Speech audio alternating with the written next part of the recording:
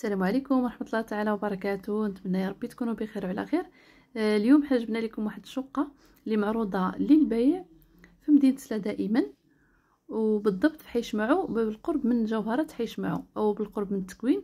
جوهره حي شمعو اللي ما كيعرفاش هي هذه الاقامه اللي كنطلعوا عليها نيت من السرجم، يعني هاد الشقه هذه كتطلع على جوهره حي شمعو فين كانت كوكا شحال هذه، وقريبه للتكوين، قريبه لجميع المرافق اللي كنحتاجوها في حياتنا اليوميه بطبيعه الحال، مدارس، ابناك، اسواق، محلات تجاريه.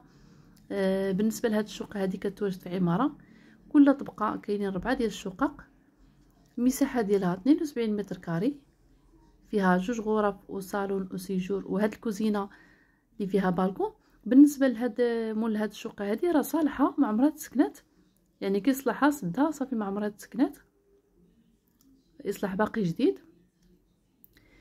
كما قلت لكم الواجهه ديالها عندها 3 ديال الواجهات، المساحه 72 متر كاري، الطابق الثالث، ما كاينش المصعد وكاين الكراج، كاين المرآب ديال السيارات.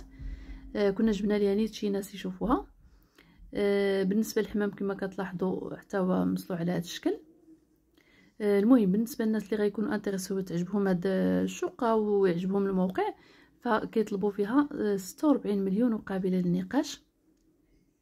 اللي غيكونوا انتريسي تواصلوا معنا في هذا الرقم اللي كاين اسفل الفيديو، وان شاء الله الله يسخر الجميع، الله يجعل ربي يسهل على كل واحد اللي باقي في ديور الكرا، الله يسهل عليهم. هنا هذا البيت فيه بلاكار.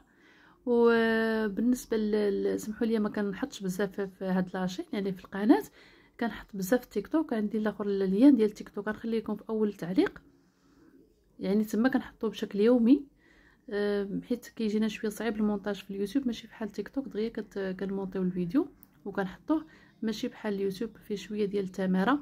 وما تنساوناش من اللايكات سواء هنا سواء في تيك توك، والبارطاج الفيديو مع الاصحاب والاحباب، وبالفعل وبتفعيل الجرس باش يوصلكم كل جديد ان شاء الله الرحمن الرحيم.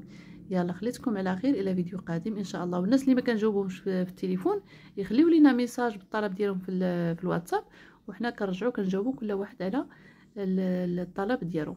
يلا خليتكم على خير، شكرا بزاف على المشاهده.